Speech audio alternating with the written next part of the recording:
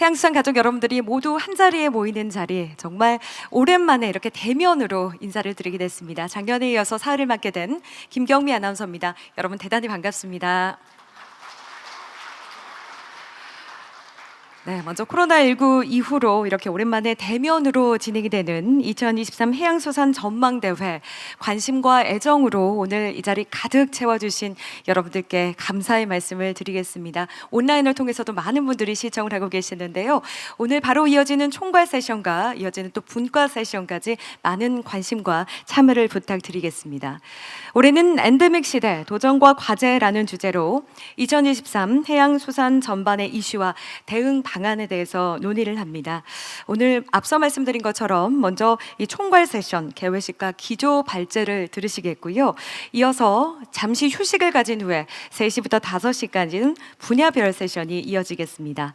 해운 항만 물류 세션은 이곳 국제회의장에서, 그리고 수산 어촌 세션은 의원회의실에서, 해양 세션은 중회의실에서 진행이 됩니다. 여러분의 많은 참여를 부탁드리겠습니다.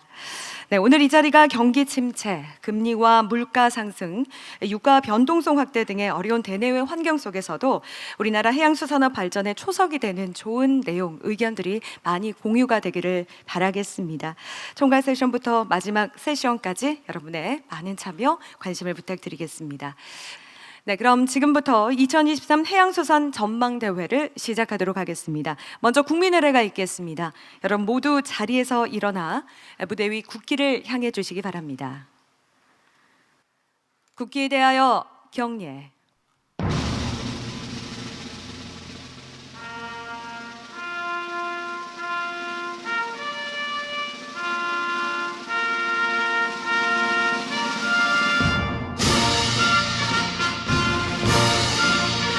나는 자랑스러운 태극기 앞에 자유롭고 정의로운 대한민국의 무궁한 영광을 위하여 충성을 다할 것을 굳게 다짐합니다.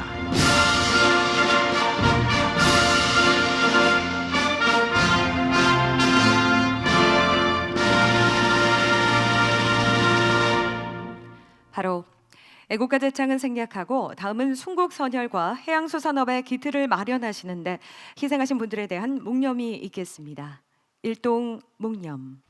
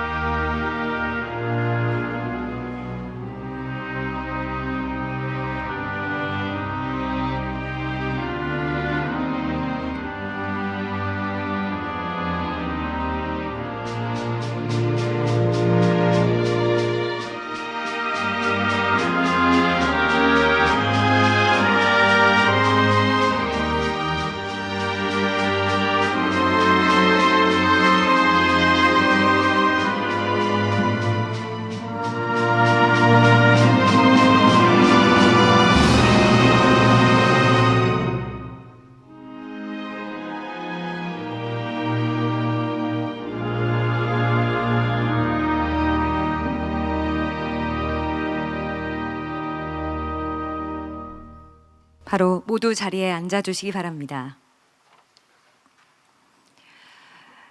네, 다음으로는 2023 해양수산 전망대에 함께 두신 모든 분들에 대해서 감사의 말씀을 드리면서 오늘 자리를 빛내주신 특별한 분들을 소개하는 시간을 갖겠습니다. 한 분 한 분 소개할 때마다 여러분 박수로 환영해 주시기 바랍니다. 네, 먼저 조승환 해양수산부 장관님께서 귀한 걸음 해주셨습니다. 환영의 박수 부탁드립니다. 대단히 감사합니다. 장태평 대통령 소속 농어촌 특별위원회 위원장님께서 함께해 주셨습니다. 어서 오십시오. 환영합니다. 고맙습니다. 정혜구 경제인문사회연구회 이사장님을 여러분께 소개합니다.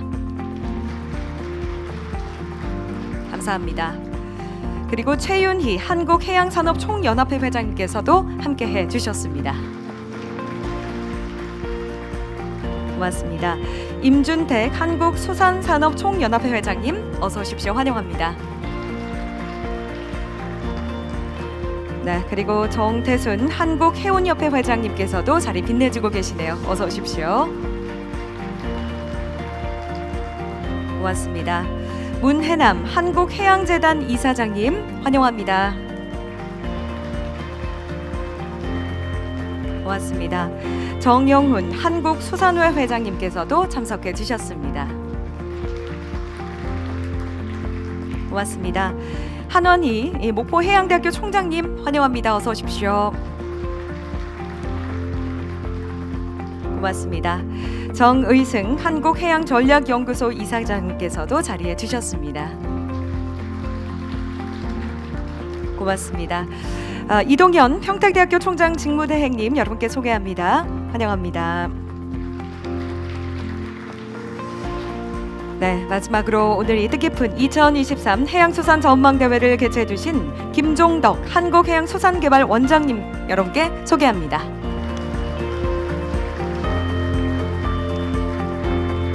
네, 다시 한번 이 행사장 가득 채워주신 여러분들께 거듭 감사의 말씀을 드리면서 저희가 일일이 소개해드리지 못하는 점 양해를 해주시기 바랍니다.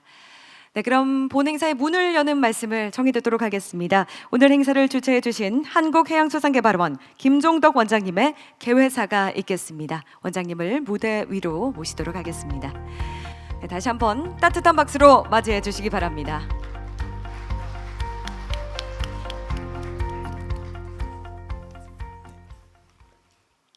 네, 존경하는 해양수산 가족 여러분 안녕하십니까? 한국해양수산개발원 원장 김종덕입니다. 2023년 개묘년 한 해도 건강하시고 모두의 소망대로 해양수산 분야가 더 큰 발전을 이루는 한 해가 되기를 진심으로 기원합니다. 먼저 차가운 날씨와 연초의 바쁜 일정 중에도 불구하고 참석해 주신 모든 분들께 환영과 감사의 인사를 드립니다.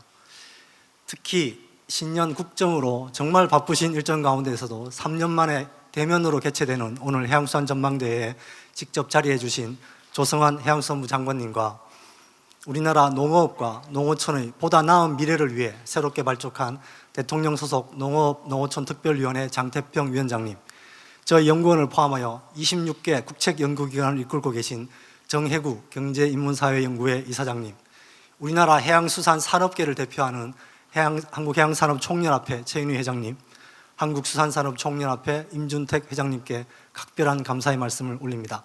아울러 2023년 세계경제와 한국경제 전망을 주제로 기조발제를 해주실 한국은행 경제연구원 박양수 원장님을 비롯해 해운항만물류, 수산어촌, 해양 세션의 발표와 토론에 참여해 주신 KMI 연구진들과 국내 전문가분께도 감사를 드립니다.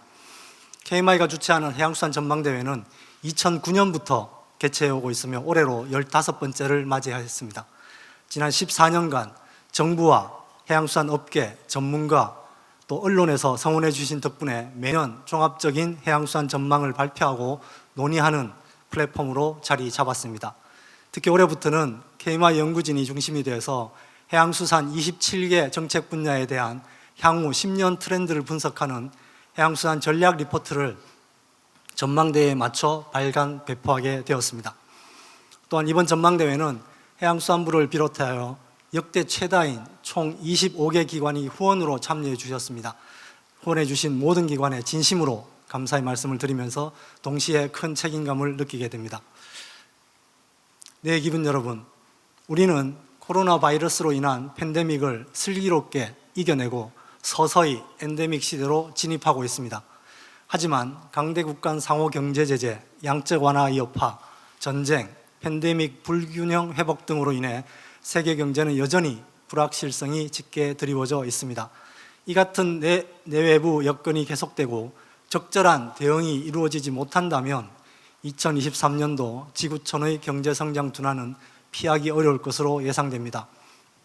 우리나라의 경제성장률도 1.6 내지 1.9% 수준이 될 것이라는 전망입니다.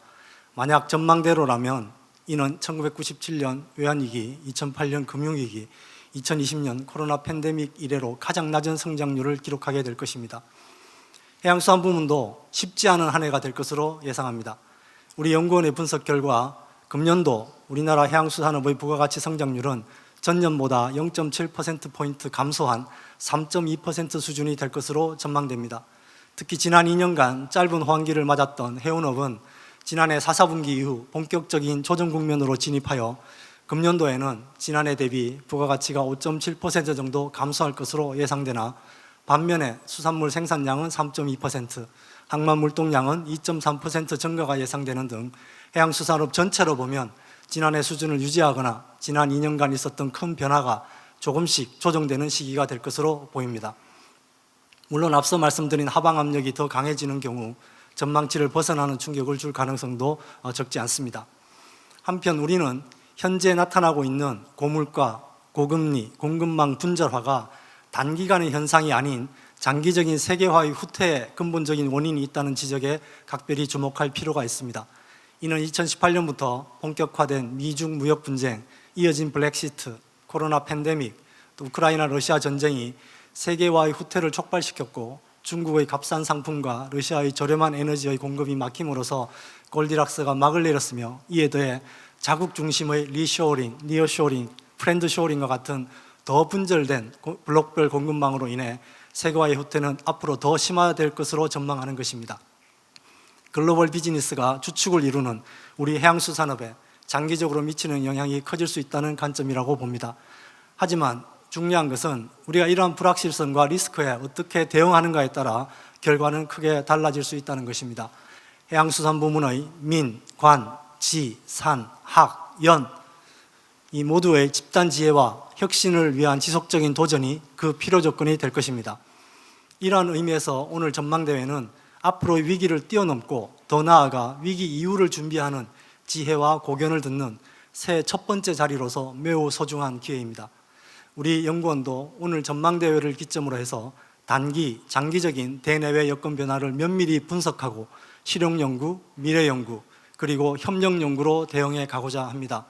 실용연구를 위해서 원내외 전문가로 구성된 정책지원단을 운영하여 시급한 해양수산 현황과 현장 문제에 대응하고 해운 시황 분석, 항만 수요 예측, 수산물 생산 소비 관측 등 계량 분석 역량을 제고하고 특히 올해의 불확실성을 적기 대응하기 위해 하반기에 처음으로 주요 해양수산 지표에 대한 수정 전망을 제시하겠습니다.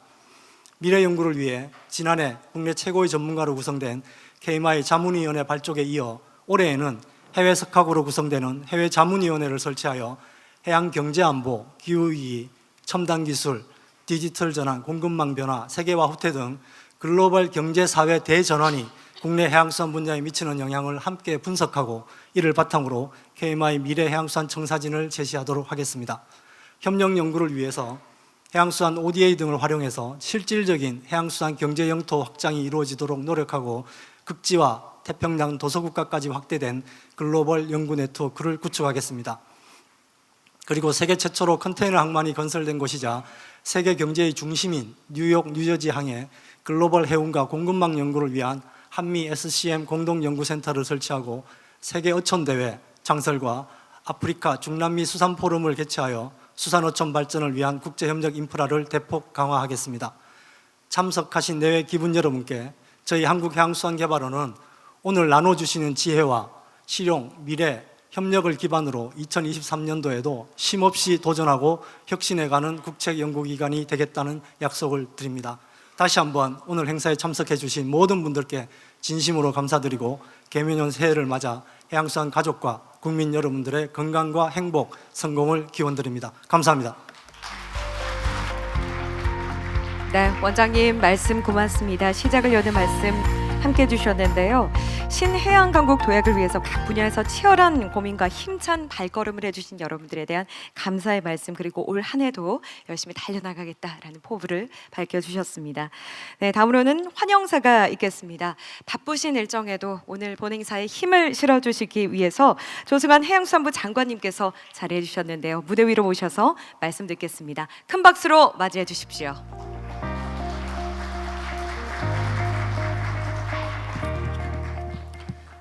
예, 해양수산 가족 여러분 대단히 반갑습니다. 이렇게 또 많이 와주셔서 감사하다는 말씀 다시 한번 드립니다. 해양 강국으로 도약하기 위한 2023년 해양수산 전망대회에 참석하신 여러분 환영합니다.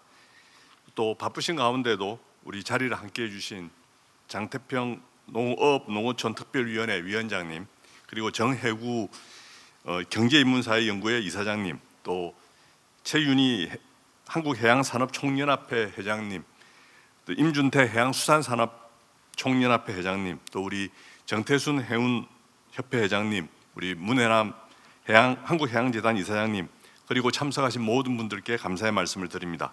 아울러 행사를 준비해 주신 김종덕 한국해양수산개발원 원장님을 비롯한 관계자 여러분, 그리고 또 발표를 준비해 주신 여러분들께도 깊은 감사의 말씀을 드립니다. 개묘년 새해에는 이 자리에 함께하신 여러분 모두가 소망하신 일 이루시고 힘차게 도약하시길 기원하겠습니다. 2009년부터 시작된 해양수산 전망대회는 전문가 관련 업체와 함께 세계 속의 한국 경제의 위상을 짚어보고 한국 해양수산 분야의 한 해를 전망하고 대응 전략을 모색하는 매우 뜻깊은 행사입니다. 이 대회를 통해 우리 해양수산인들이 새해를 맞이해서 새로운 도약을 다짐하는 계기가 될 것으로 기대하고 있습니다. 지난 2022년은 고금리, 고물가, 고환율이라는 3고로 어느 때보다 어려운 경제 여건 속에서 지나온 한 해였습니다. 하지만 한편으로는 글로벌 경기 침체라는 어려운 여건 속에서도 대통령님께서 말씀하신 신해양 강국의 초석을 다진 의미 있는 한 해였습니다. 해양 신산업 시장을 2027년까지 30조 원 규모로 확대하고 2,000개의 유망 기업을 육성하기 위한 전략을 수립하였으며 해운 재건을 위한 국가의 전폭적 지원에 힘입어 해운 매출액과 선봉량 등 외형적 지표가 한진해운 이전 수준으로 회복하였습니다. 수산물 수출도 4조 원을 돌파하였습니다. 원자재 가격 상승, 공급망 형성이라는 어려운 속에서 거둔 성과라 더 큰 의미가 있다고 하겠습니다.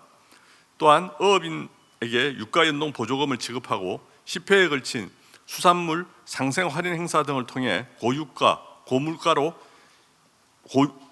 인한 어업인과 국민들의 고통도 분담하고자 노력하였습니다.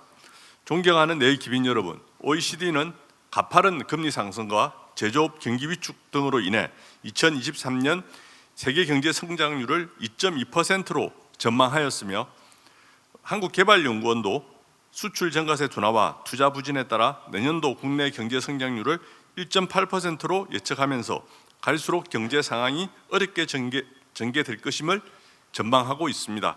하지만 해양수산부는 이러한 여건에 굴하지 않고 2023년 새해 더욱 적극적인 해양수산 정책을 추진코자 합니다. 해양수산부는 단단하고 든든한 신해양 강국이라는 비전 아래 바다 모든 영역을 수출 산업화, 미래 산업화 한다는 각오로 국민이 체감할 수 있는 성과를 만들어 나가겠습니다. 먼저 해양 수송력을 1억 톤 규모로 강화하겠습니다.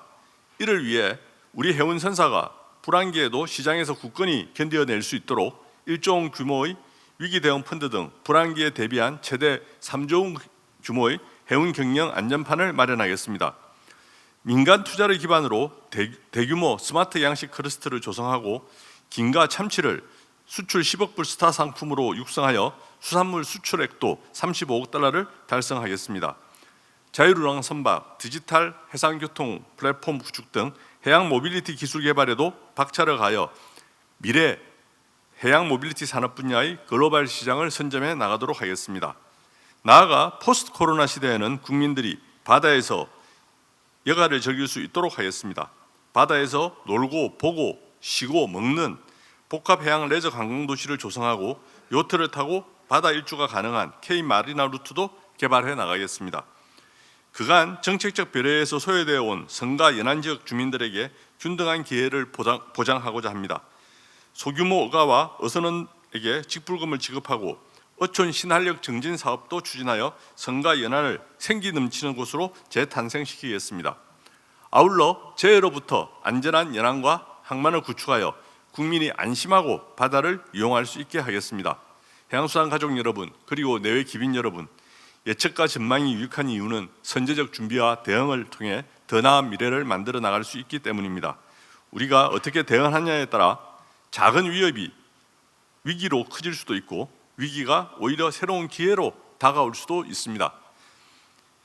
오늘 전망대회에서 국내외 해양수산의 여건 변화에 대한 세밀하고 냉철한 분석과 훌륭한 제언들이 많이 도출되기를 기대합니다. 정부도 열린 자세로 여러 의견을 경청하고 정책에 반영하겠습니다. 2023년 새해 오늘 우리 경제와 해양수산업이 힘껏 도약할 수 있기를 바라면서 참석하신 모든 분들의 건강과 행복을 기원합니다. 감사합니다. 네, 장관님 대단히 감사합니다. 네, 올 한 해를 단단하고 든든한 신해양 강국을 만드는데 해양수산부의 모든 역량을 집중하겠다, 또 많은 지원을 해주시겠다라는 따뜻한 약속을 해주셨습니다. 다음으로 환영사를 해주실 분은 정혜구 경제인문사회연구회 이사장님이십니다. 무대 위로 모시도록 하겠습니다. 네, 이사장님 등단하고 계시는데요. 여러분 박수로 맞이해 주십시오.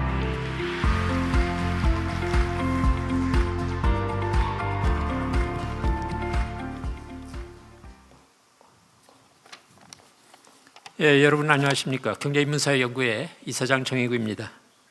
해양수산 전망대회는 해양수산 관련 이슈와 전망에 대한 정보를 제공함으로써 해양수산 정책의 방향 및 경영 전략을 수립하는 데 도움을 주기 위해 매년 초에 개최하는 대회입니다. 그런 점에서 해양수산 전망대회는 해양수산 정책을 총괄적으로 전망하면서 한 해의 해양수산 활동을 본격적으로 시작한다는 의미를 지니고 있습니다. 이러한 해양수산 전망대회 개최를 올해에도 준비를 해주신 해양수산개발원 김종덕 원장님과 관계자 여러분에게 감사드립니다. 특히 엔데믹 시대 도전과 과제라는 주제로 개최되는 오늘의 2023 해양수산 전망대회는 그동안 우리를 한껏 위축시켰던 코로나19가 점차 끝나가는 시점에서 열린다는 점에서 그 의미가 더욱 크다고 생각합니다. 이를 반영하듯 오늘 전망대회 현장에는 많은 분들이 참석했습니다. 제가 최근에 여러 컨퍼런스를 다녔는데 이렇게 많이 모인 것은 처음 봤습니다. 아마도 3년 동안에 걸친 혹독한 코로나 겨울을 거치면서 이제는 거기서 벗어나서 해양수산업계의 새로운 출발을 의미하는 게 아닌가 이렇게 생각이 듭니다. 올해의 2023 해양수산 전망대회는 우리가 당면하고 있는 다음과 같은 현실과 관련하여 각별한 의미를 가지고 있는 게 아닌가 생각하고 있습니다. 우선 올해의 전망대회가 코로나19 위기가 약화되고 있는 시점에서 개최되고 있다는 점입니다. 우리가 익히 경험했듯이 코로나19 팬데믹은 세계 모든 사람들의 접촉과 이동을 제약했고 이는 해양수산 활동에서도 마찬가지였습니다.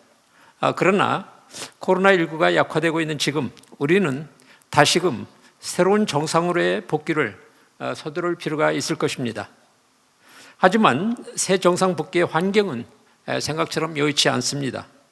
국제 질서의 급변 속에서 진행되고 있는 글로벌 공급망의 재편과 에너지난, 물가 상승과 고금리, 그리고 이들의 영향으로 야기되고 있는 국내 경기 침체 등이 새로운 정상 복귀를 어렵게 만들고 있기 때문에 그렇습니다.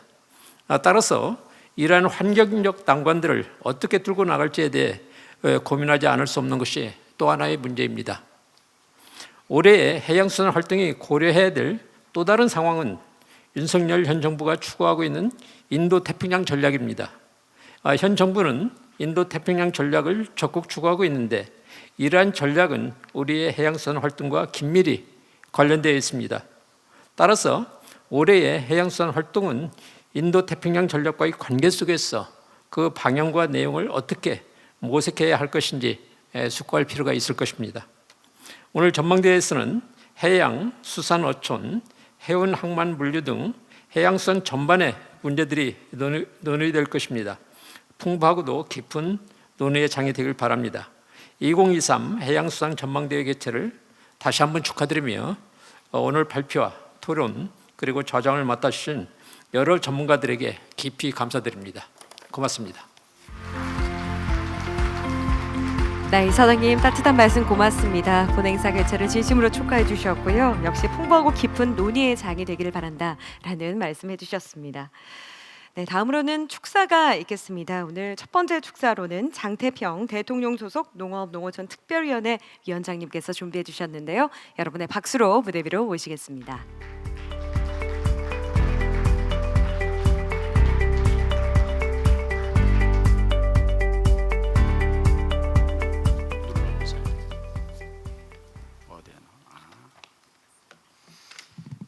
네, 해양수산 가족 여러분 반갑습니다. 대통령 소속 농어촌 특별위원회 위원장 장태평입니다. 2023년 해양수산 전망대회 개최를 진심으로 축하드립니다. 먼저 해양수산 분야에 혁신의 바람을 일으키며 열정을 다하고 계신 조성환 장관님께 먼저 경의를 표합니다. 전체 정책 방향과 전략 수립을 논하는 뜻깊은 이 자리를 마련해 주신 한국해양수산개발원 김종덕 원장님과 관계자 여러분께도 감사의 말씀을 드립니다. 해양수산 분야는 코로나 팬데믹의 어려운 상황에서 지난 3년간의 시간을 잘 견뎌 왔습니다. 여러분들의 노력 덕분에 글로벌 공급망 위기에도 국내 유통망은 정상적으로 운영될 수 있었고, 수출 약세가 지속되는 가운데에서도 2022년 수산식품 수출액은 약 4조 원으로 역대 최대 실적을 달성할 것으로 보입니다.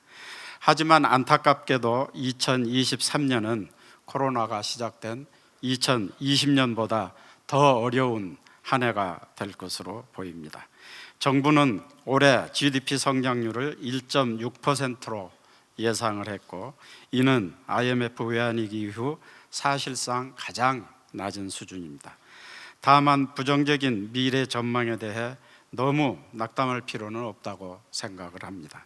철저히 준비하고 대응한다면 위기는 기회가 될 수 있고, 오늘 이 자리는 그 출발이 될 수 있다고 생각을 합니다. 저는 우리 해양수산 분야가 한 단계 더 도약하기 위해서 첨단 기술의 적극적인 수용이 시급하다고 생각을 합니다. 기후변화, 원자재 가격 상승, 인력난 등 여러 위기를 극복하기 위해서는 혁신에 가까운 변화와 생산성 증대가 필요합니다. 이러한 도전에 우리 농어촌 특별위원회도 함께 하겠습니다. 2023년 새해에도 해양수산 현안에 지속적인 관심을 갖고 그 해결을 위하여 적극 참여하도록 노력하겠습니다. 산업계와 정부의 노력을 뒷받침할 수 있는 가교 역할을 충실히 해나가겠습니다. 2023년 언제나 그래왔듯이 위기에 강한 해양수산인의 저력과 기세가 그 어느 해보다 더 강하게 발휘되기를 기원을 합니다. 한국해양수산개발원을 비롯해 정부 부처, 유관기관의 보다 세심한 현장 맞춤형 정책 발굴이 이루어지기를 바랍니다. 사랑하는 해양수산 가족 여러분, 2023년 새해 기회가 활짝 열리는 더 큰 바다를 향해 나아갑시다. 다시 한번 해양수산 전망대회 개최를 축하드리며 모두 건강하시기를 기원합니다. 감사합니다. 네, 위원장님 말씀 고맙습니다. 역시 든든한 말씀 해주셨습니다. 산업계와 정부 사이에서 지원할 수 있는 가교 역할로서 계속 해양수산 가족 여러분들과 함께 해주시겠다라는 말씀 해주셨는데요. 감사합니다. 네, 다음으로는 최윤희 한국해양산업총연합회 회장님 모셔서 말씀 듣도록 하겠습니다. 네, 역시 축사를 준비해 주셨는데요. 박수로 맞이해 주십시오.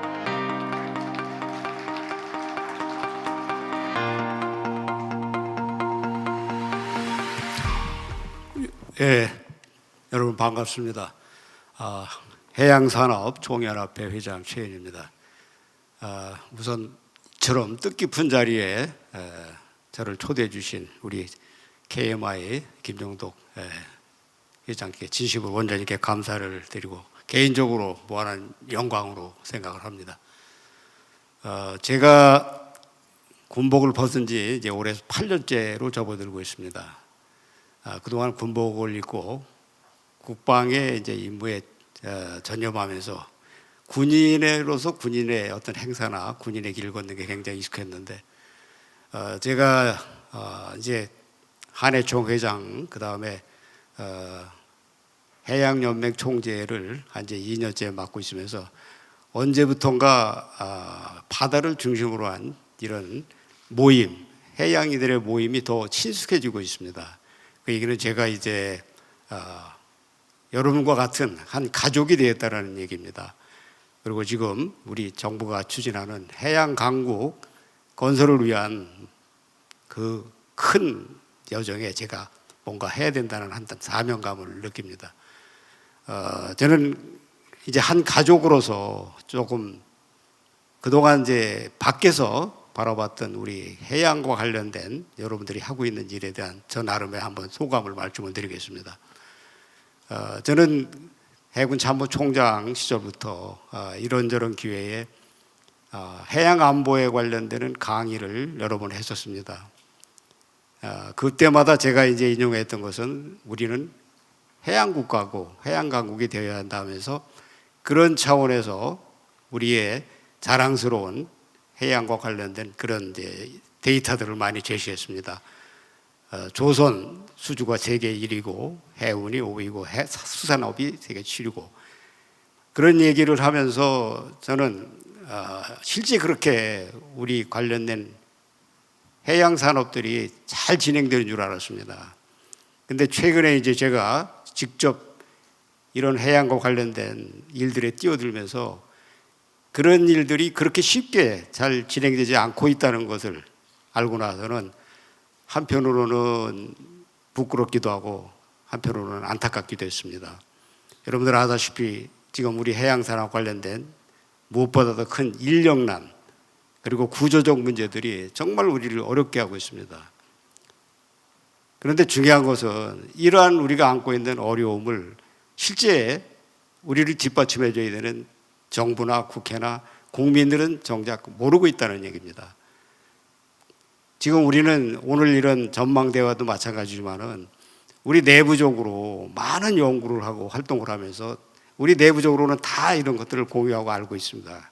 근데 정작 이런 것들을 정책화해서 우리가 추진하고자 해야 하는 국민들의 지지나 정책적인 반영은 어렵다는 얘기입니다. 지금 제가 보기에는 이 어려운 여정에 우리 조승환 해양수산부 장관님께서 고군분투하고 계십니다.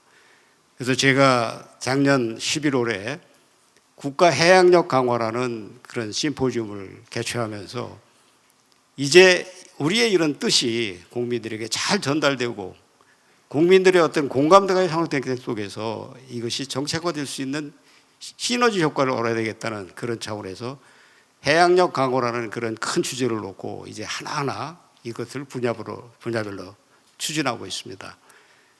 이제 중요한 것은 여러분들이 꿈꾸는 정말 대한민국이 번영을 이루는 해양 강국에 대한 이런 정책적 의제들이 제대로 실행이 될 수 있는 행동으로 옮기는 그런 이런 절차가 이제 필요합니다. 제가 알기로 우리 KMI는 정말 우리 해양수산과 관련된 세계 어디에 나눠와도 부끄럽지 않은 아주 훌륭한 연구 결과를 내놓고 있습니다. 문제는 이러한 연구 결과를 실제 행동으로 옮길 수 있는 그런 활동을 우리가 해야 된다는 얘기고, 그러기 위해서는 보다 외연을 넓혀서 공감대를 형성할 수 있는 그런 계기를 만들어야 된다고 생각을 합니다. 미력이나마 저는 해양산업총연합회 회장 그리고 해양연맹 총재로서 앞서서 우리 해수부 장관님 열심히 할 수 있도록 뒷바라지 하겠습니다. 감사합니다.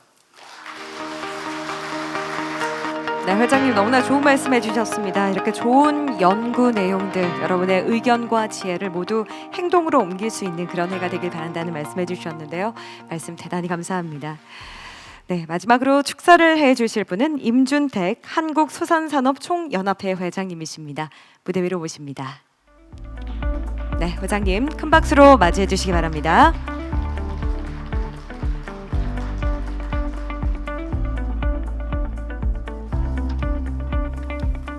네, 여러분 반갑습니다. 오늘 먼저 해양수산 미래를 다시 내본 뜻깊은 자리를 우리 한국해양수산개발원 김용도 원장님, 강자 여러분께 대단히 감사의 말씀을 드립니다. 그리고 또 특히 일정에도 바쁘신데 우리 또 이 자리를 빛내주신 우리 해양수산부 조승환 장관님 정말 감사히 생각합니다. 우리 조승환 장관님 팀하고 우리 수산이 정말 무궁하게 발전하고 우리 최윤희 총장님 늘 말씀한 대로 수산업이 힘이 많이 되고 있습니다. 늘 알리고 위상이 좀 높아지는데 감사히 생각합니다. 우리 농어촌 특피위원회 장평등 이중원을 비롯한 오늘 가운데 기자단 단체분 참석인 모든 분께 정말 뜻깊은 자리가 아니라고 생각을 하고 있습니다. 우리는 코로나19와 불안 세계 경제 급격한 경제 변화 속에 더욱 우리가 이 수산의 전망대에 참석한 것 같습니다.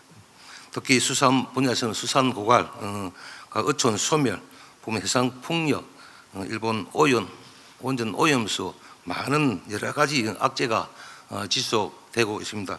특히 우리 케아메의 김영도 원장님께서는 좀 많이 연구해 주셔가지고 우리 수산에 얼음이 없도록 많은 관심을 가져주시면 감사의 말씀을 드렸습니다. 오늘 우리 엔데믹 시대에 도전하고 있는 주제로서 논의되는 이 해양수산 전망대는 해양수산업체 새로운 위기 극복에 보완하는 모색을 전환비 되기를 기대합니다. 이 자리에 함께해 주신 여러분의 지혜를 모은다면 해양수산업체 당면하고 위기를 넘어 더욱 발전한 기회가 마련될 것으로 저는 생각하고 있습니다. 오늘 모쪼록 신년을 맞아 우리 수산산업과 해양산업 더욱 높이 도약하는 희망찬 새해를 되기를 바랍니다. 오늘 참석한 모든 분들 새해 건강하시고 모두 건승하시기를 바랍니다. 대단히 감사합니다. 네, 대단히 감사합니다. 임준택 회장님께서도 이번 위기를 넘어서 발전할 수 있는 그런 기회가 되길 바란다는 말씀해 주셨습니다. 본행사에 많은 분들이 힘을 실어 주셨고요. 따뜻한 응원의 말씀해 주셨습니다. 이뿐만 아니라 오늘 현장에 참석하지는 못하셨지만 따뜻한 마음을 담아서 축전을 보내주신 분이 계십니다. 참 많이 계시는데요. 저희가 네 분을 소개해 드리고자 합니다. 제가 읽어드리도록 하겠습니다. 네, 먼저 소병훈 위원장님께서는 이 미래를 예측하고 대비하는 것이 어느 때보다 중요한 현재, 오늘 이 자리가 해양수산업계의 이 발전과 위기 극복 방안을 논의하는 의미 있는 시간이 되기를 바라며 또한 이를 통해 한 발자국 더 나아가는 계기가 되기를 바란다고 말씀해 주셨습니다. 네, 그리고 김승남 국회 농림축산해양수산위원회 야당 간사님께서도 메시지를 보내주셨는데요.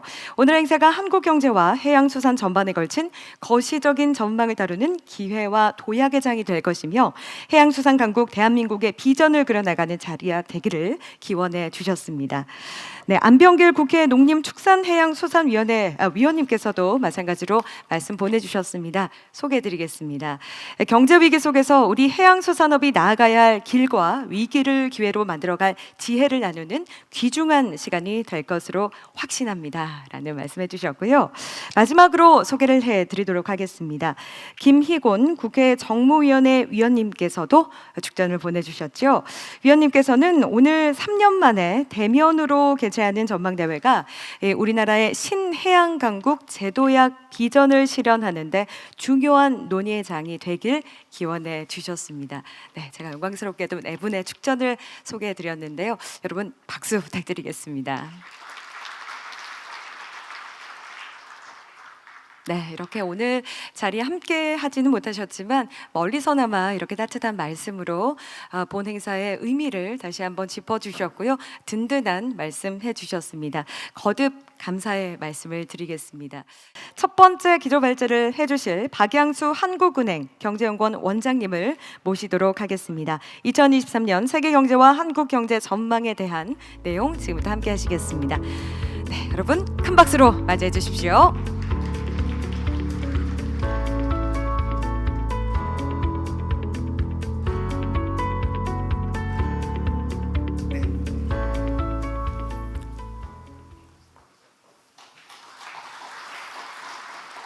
네, 안녕하세요. 방금 소개받은 한국은행의 박양수라고 합니다. 이렇게 큰 대회인지 모르고 그냥 허락을 했는데 오늘 제가 여기에 와서 말씀을 몇 마디 드리는데 이게 여러분들이 앞으로 계획을 짜시는데 조금이라도 도움이 되셨으면 합니다. 제가 오늘 말씀드릴 거는 2023년 세계 경제하고 우리 경제의 전망 파트입니다. 그러니까 세계에 또는 글로벌리 또 한국이 처해 있는 주요 경제 이슈들을 제가 한 20분 동안에 짧게 다루어 보면서 우리가 고민해야 될 것이 뭔가를 함께 나누는 시간을 가져보도록 하겠습니다.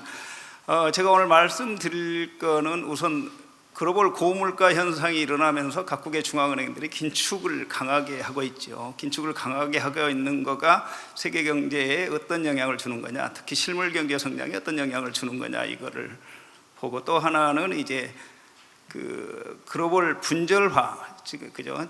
글로벌 밸류 체인이 무너지고 있는 상황이면 우리한테 시사하는 바가 뭘까? 또 여기 이제 해양 물류도 하시니까 그것들이 어떤 영향을 미칠까 하는 그 배경 차원에서, 또 하나는 중국 경제 상황을 일부를 터치를 하면서 중국 경제까지 연결해서 이 세 가지 이슈들이 세계 경제 성장에 어떤 영향을 미치고 그것은 또 우리 경제에 어떤 영향을 미칠까 하는 식으로 제가 진행을 해보겠습니다.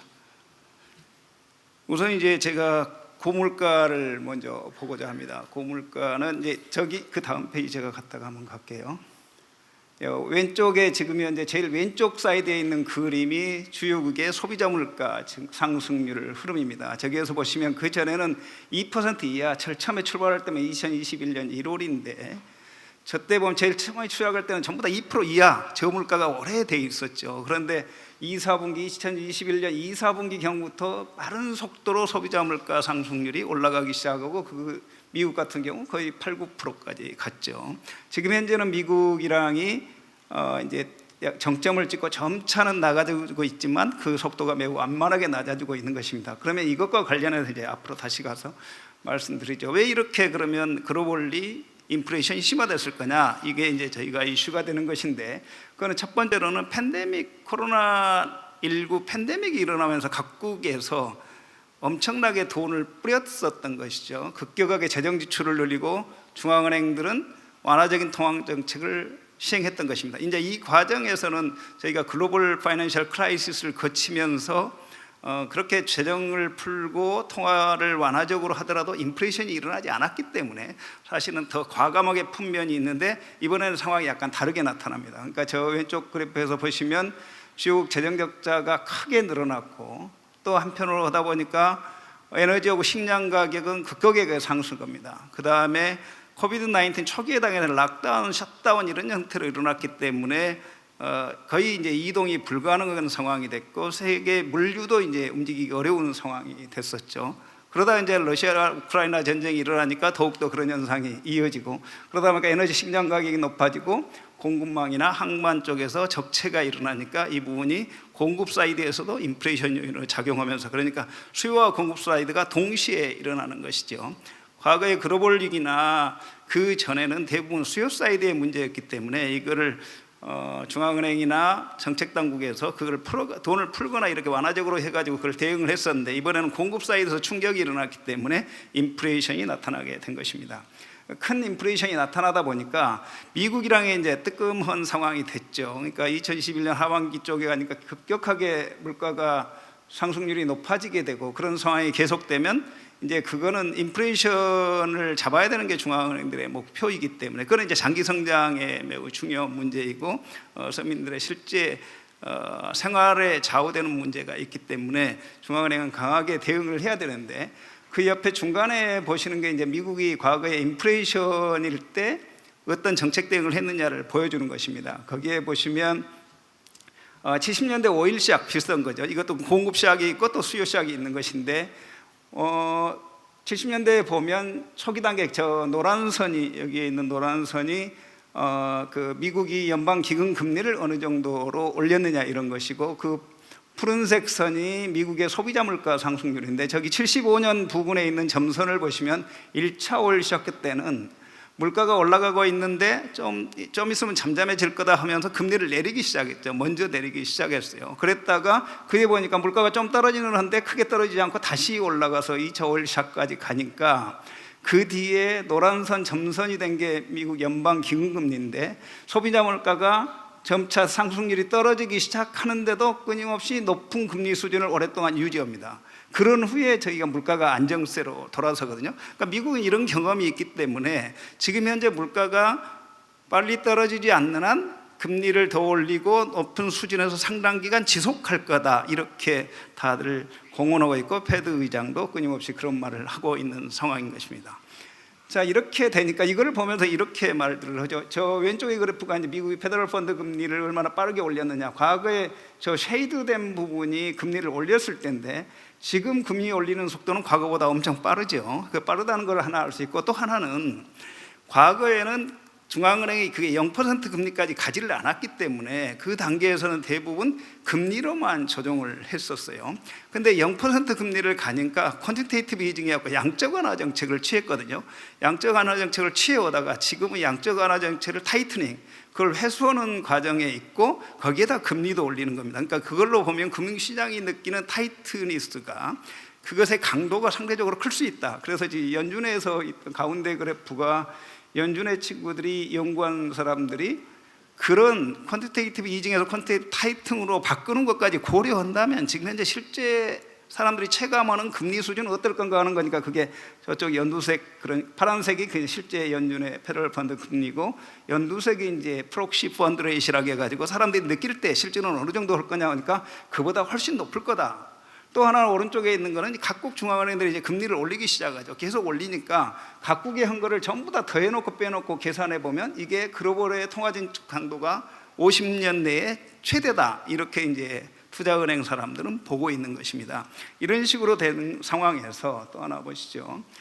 또 하나는 이제 글로벌 분전화가 일어납니다. 물론 이제 트럼프 행정부가 들어섰고 그 이후로 이제 미국이 바이든 행정부가 똑같이 보호무역주의에 가깝고 자국 우선주의를 취하고 있죠. 이런 부분이 이제 분절화의 흐름 속에서 있는 가운데서, 그래서 이제 하다 보니까 저쪽에 왼쪽 그림에 세계 무역의 불확실성인데 무역 분쟁, 그다음에 코로나19 우크라이나 전쟁 하다 보니까 세계 무역 관련해서 불확실성이 높아지고, 가운데 그림은 교역 관련해서 여러 가지 제약들이 있는데 그런 제한들이 계속해서 늘어나고 있는 상황. 오른쪽은 보면 첨단 기술이나 에너지 부분에 대한 교역 제한의 비중이 크게 늘어나고 있는 국제 금융의 글로벌 분절화가 일어나고 있는 상황이 우리가 처해 있는 여러 가지 어려운 그 여건에 해당된다, 이렇게 보시고, 그다음에 하나만 더, 가운데에 지금 중국 경제 지표가 돼 있는데요. 중국 경제가 그동안 고성장을 해왔었는데 고성장을 하다가 그러다 보니까 그 파트에서 상당 부분이 부동산 관련해 가지고 경기가 좋았고, 그게 이제 중국 경제를 견인해 왔던 그건데,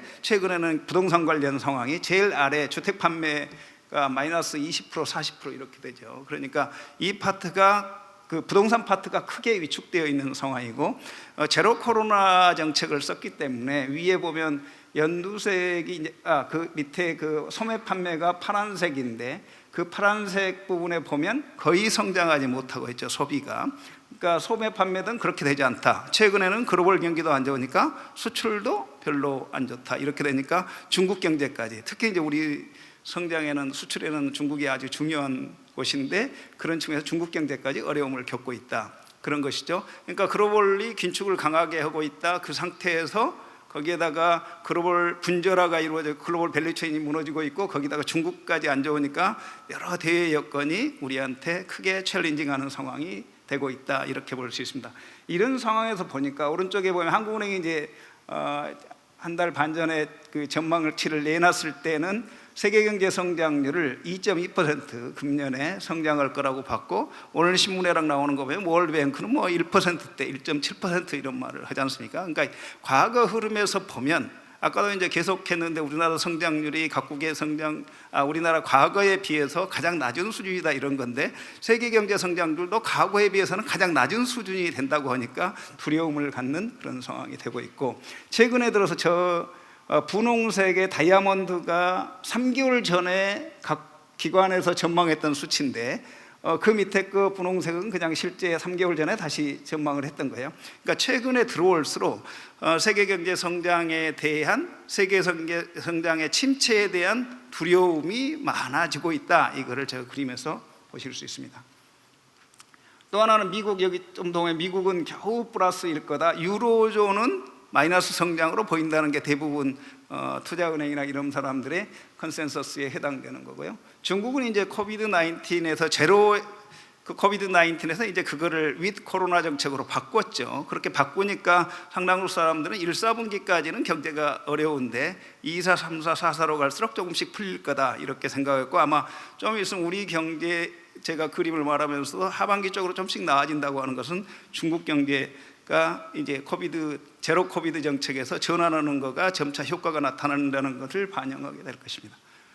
원자재 가격은 이 러시아 우크라이나 전쟁이 일어나면서 이게 크게 높아졌죠. 그 전에 이제 팬데믹 하다가 수요가 확 일어나니까 높아졌다가 거기에다가 이제 전쟁까지 일어나니까 저렇게 높아졌는데, 금년에는 세계 경제 성장률이 떨어지잖아요. 그러니까 수요 사이드는 상대적으로 떨어지기 때문에 유가가 좀 더 안정적으로 갈 요인이 커졌는데, 그러니까 수요 축은 하방 압력인데 공급 축은 여전히 그렇게 개선될 것 같지 않고, 그러니까 유가량이 점차 안정된다 하더라도 그 속도는 완만할 것 같고 아니면 90불 내에서 머무를 것 같다는 게 지금 현재까지의 컨센서스 전망입니다. 유럽 천연가스도 똑같은 현상이죠. 그래서 이제 세계 성장률은 지난해에 3.1, 올해 2.2로 예상하고 있고, 저희가 이제 전제를 할 때 유가는 99불이었는데 배럴당 93불 정도로 떨어지지만 여전히 90불대에서 높을 거다.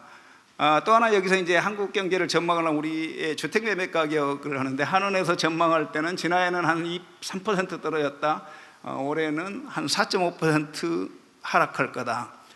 주택 매매 가격이요. 그 정도로 저희가 전망을 하고 있습니다. 자, 이제 세계 경제 성장률에 대한 전망, 그 다음에 유가에 대한 전망, 그다음 원자재 가격에 대한 전제들이 있죠. 거기다가 우리의 주택 매매 가격이 어떻게 될 건가를 전제를 넣고, 또 하나는 지금 현재 새 정부 들어와서 금년에 첫 이제 예산 사업인데, 예산과 관련해서는 긴축적으로 간다. 건전 재정을 추구하는 그런 부분이 있기 때문에 재정 지출 증가율도 지난해 11%였다면 올해는 마이너스 1.9, 2% 정도로 감소할 거다, 이렇게 되기 때문에 여러 가지 경제와 관련된 여건들이 쉽지 않다, 이렇게 볼 수 있습니다. 자, 그래서 보시면 성장률 전망과 관련해서 이렇게 봅니다. 그러니까 국외 경기가 급격하게 위축되고 있는 상황이죠. 말씀드렸다시피. 그러니까 수출은 별로 기대할 게 없다, 이렇게 되는 것이죠. 거기에다가 투자, 설비 투자나 건설 투자가 별로 안 좋을 것 같아요.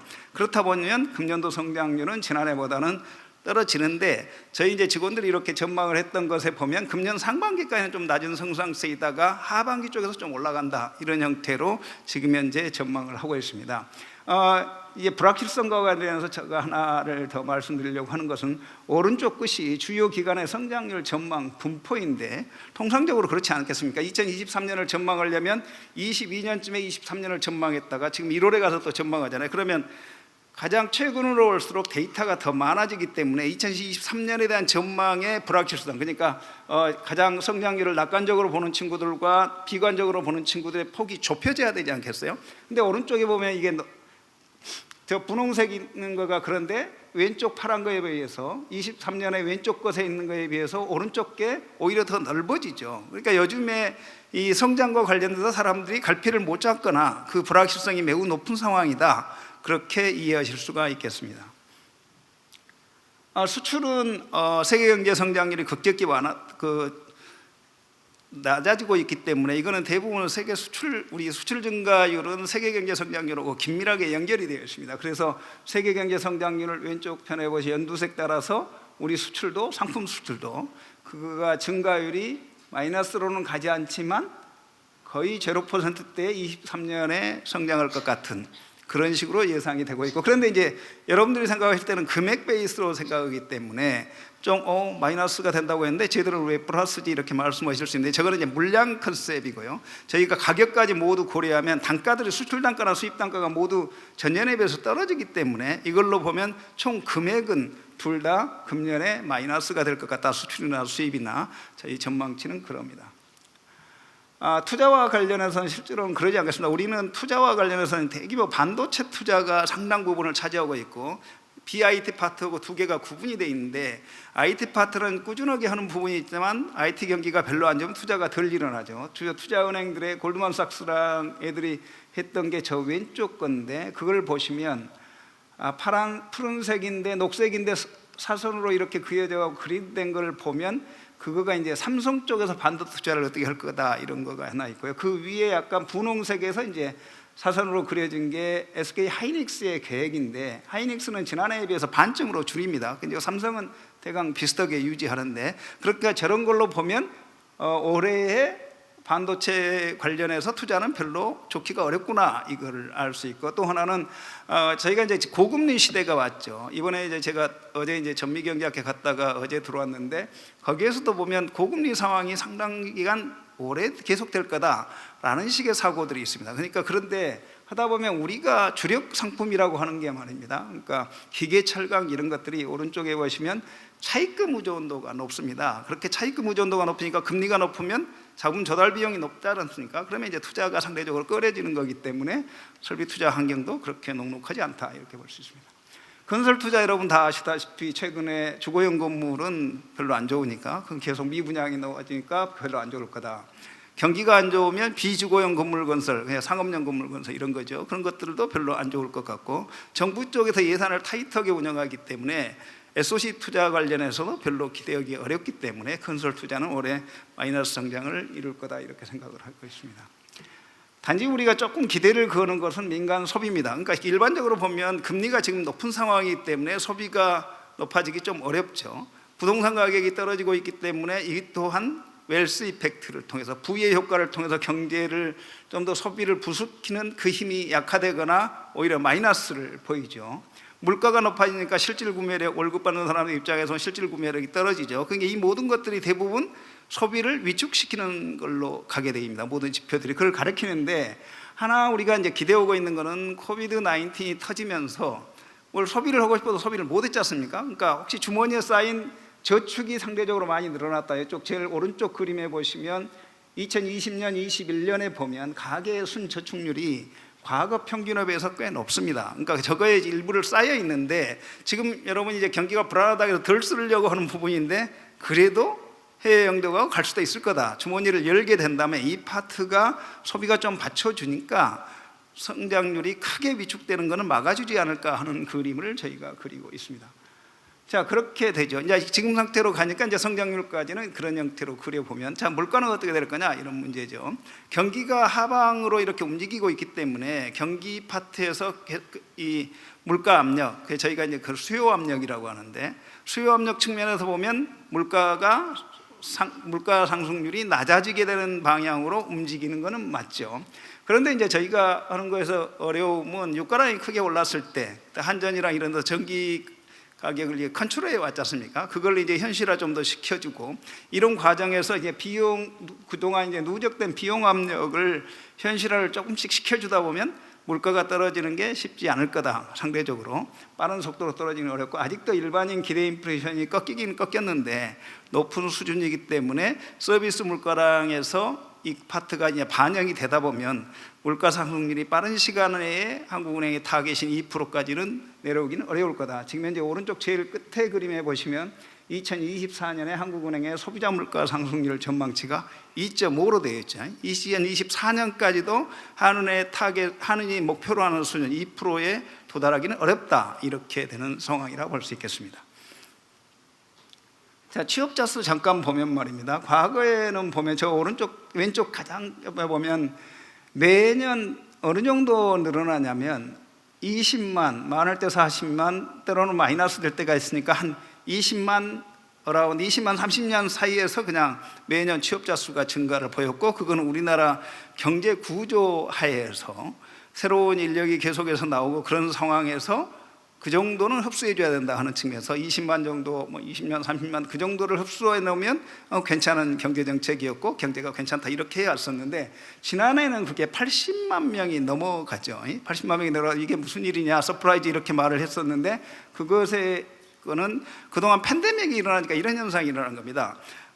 대면 서비스 파트가 있고 비대면 서비스 파트가 있는데, 대면 서비스에 있던 사람들이 종업원들이 그 배달하고 막 그러지 않습니까? 그분들 택시 하시는 분도 이쪽으로 많이 이동했다잖아요. 이쪽에 있던 분이 이쪽으로 간 거죠. 이쪽으로 간 상황에서 코로나가 점점 풀리기 시작하는 겁니다. 그러니까 이쪽 분들이 다시 백하는 게 아니고 여기에는 계속 계시고 이 상태에서 추가적으로 인력이 공급되면서 이 수가 급격히 늘어났죠. 그러니까 리오프닝 과정에서 그렇게 늘어났는데, 올해는 그 리오프닝 과정의 그 효과는 상대적으로 사라지게 되니까, 지난해 또 기저효과가 80만 명이나 됐으니까 지난해에 비해서 취업자가 늘어나는 것은 그렇지 크진 않을 거다. 그래서 저희가 9만 명 보고 있는데 그 정도. 그렇지만 이거는 이미 지난해에 많이 늘어나 있는 상황이기 때문에 고용 절벽이라고 보기는 어렵다. 이렇게 말씀드리겠습니다.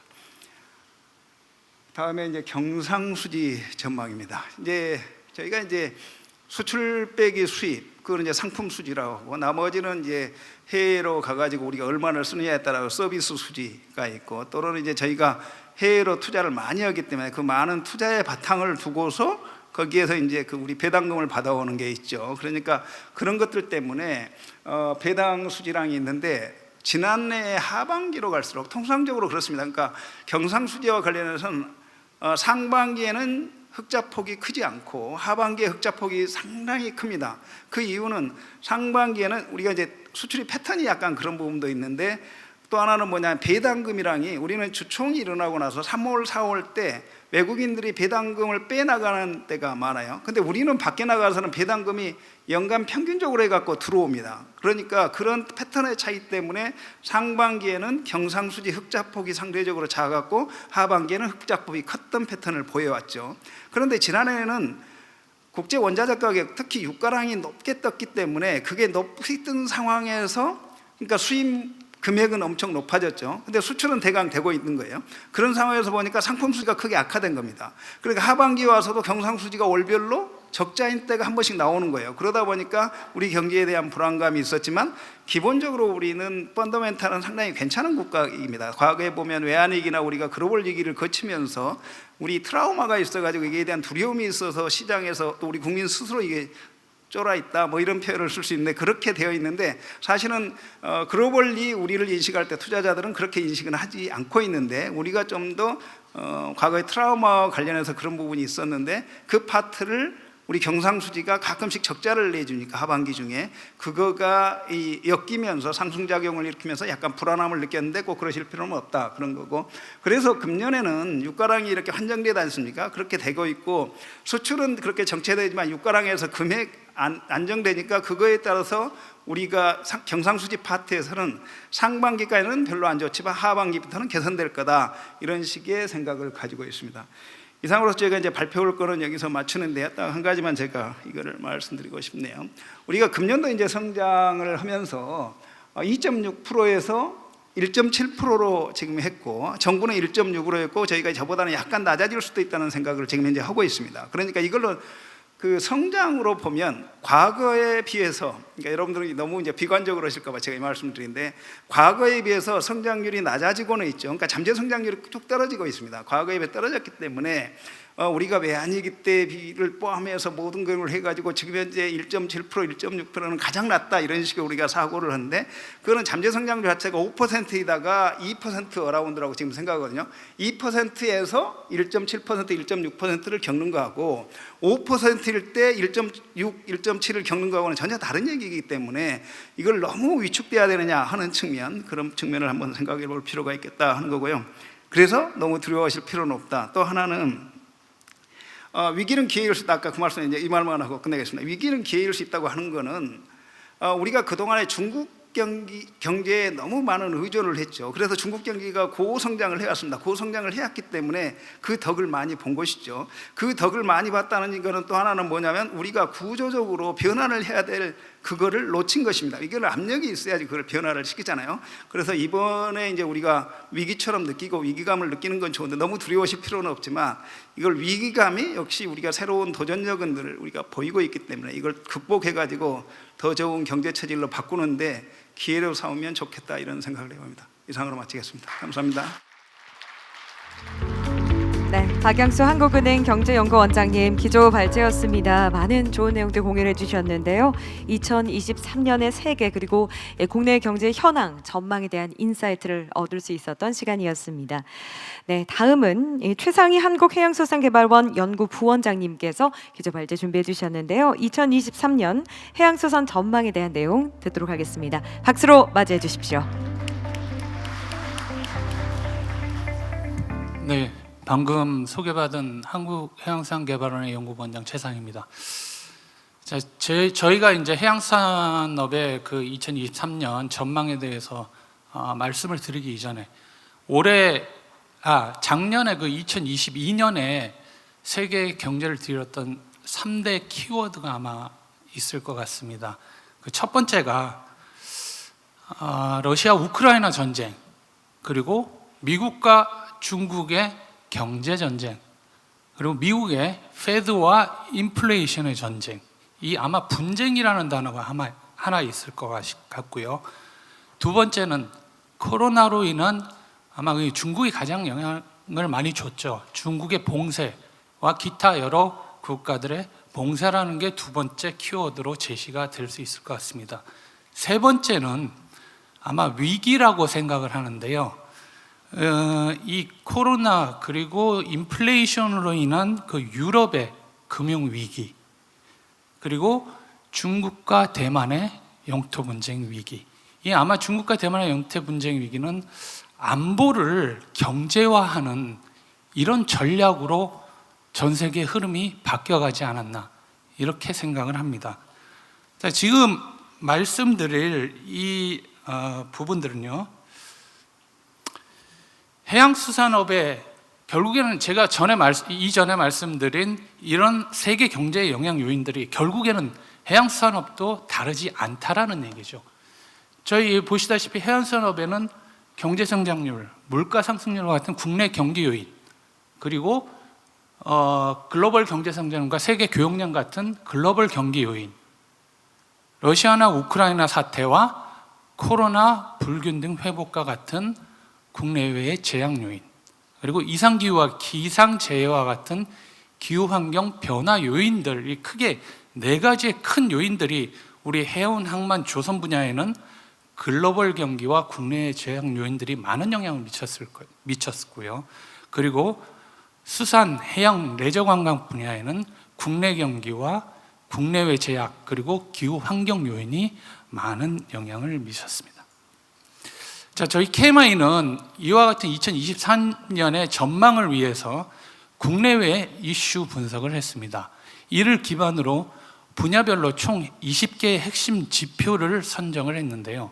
해양 분야에서는 크루즈 관광객을 비롯한 3개의 지표, 그리고 수산 분야에서는 수산물 생산량을 비롯한 3개의 지표, 해운 분야에서는 BDI, 그리고 상하이 컨테이너 운임 지수 같은 5개의 지표를 설정을 했습니다.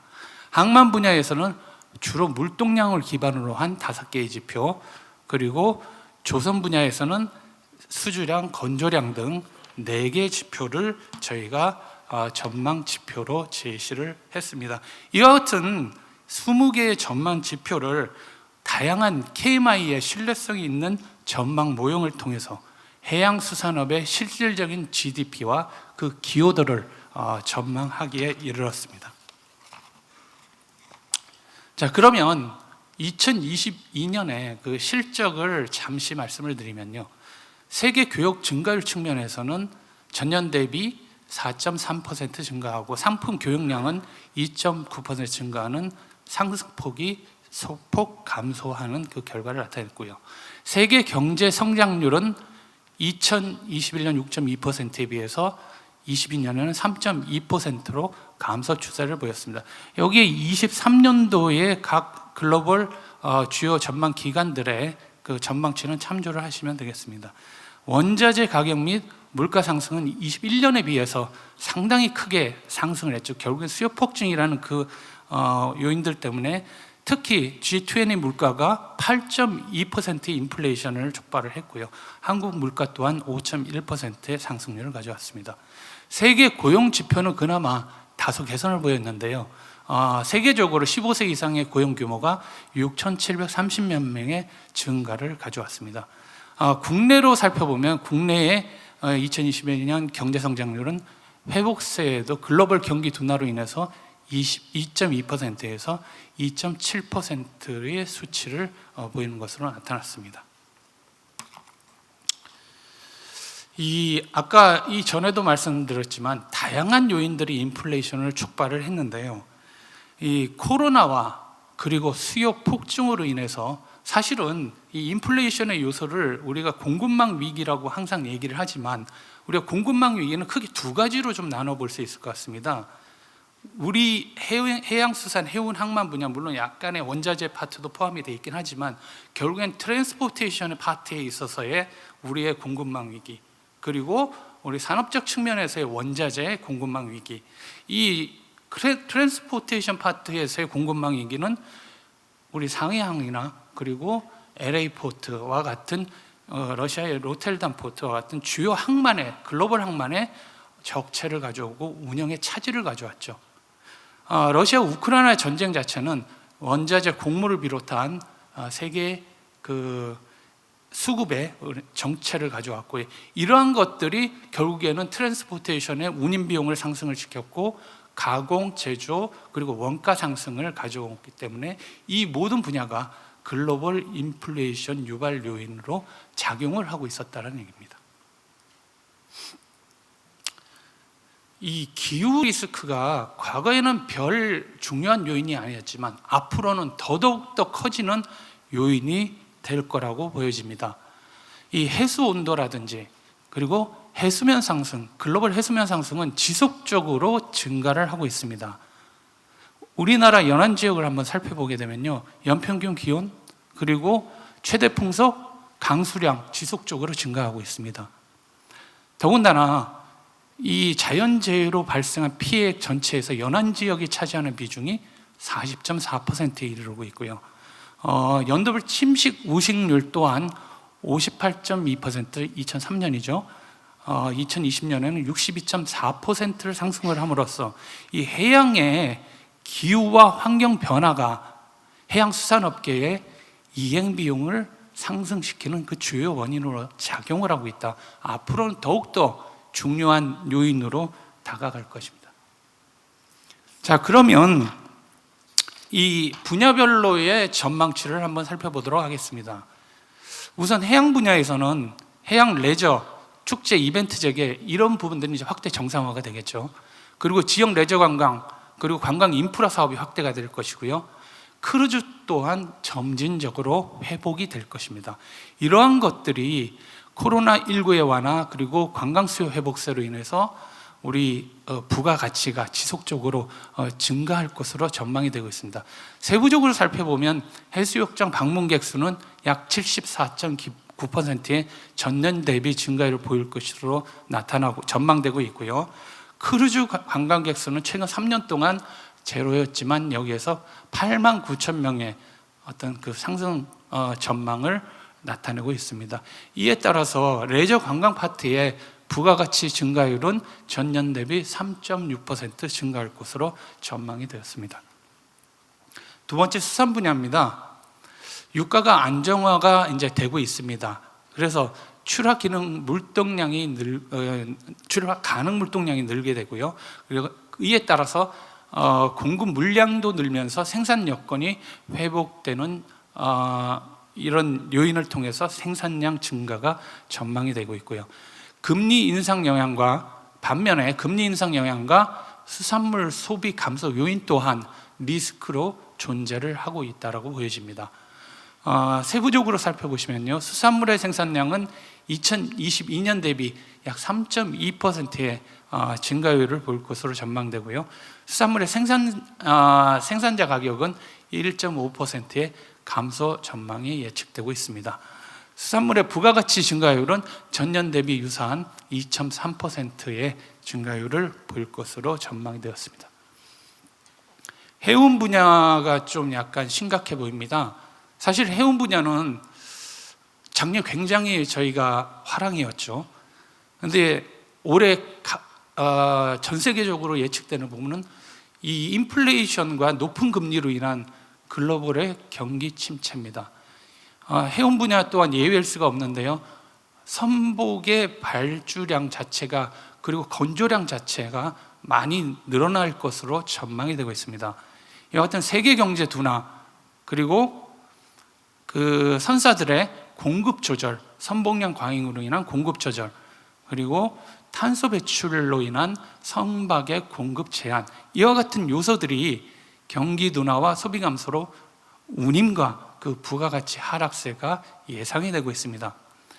BDI 지수를 살펴보게 되면요, 약 22년 대비 30%의 감소가 전망이 되고 있고요. 상하이 컨테이너 운임 지수 또한 약 60% 이상의 감소가 예상이 되고 있습니다.